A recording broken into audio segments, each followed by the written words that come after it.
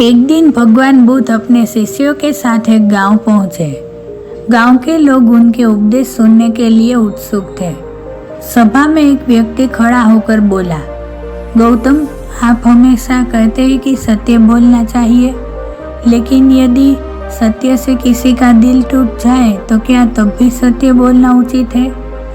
बुद्ध मुस्कुराए और बोले, सत्य सूर्य की तरह है। सूर्य चाहे बादलों में छिप जाए, पर उसकी रोशनी और गर्मी का असर दुनिया पर होता ही है।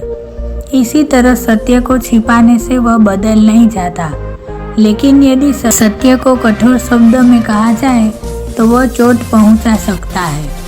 इसलिए सत्य बोलो, पर प्रेम और करुणा के साथ। ऐसा सत्य जो प्रकाश दे, न कि जलाए।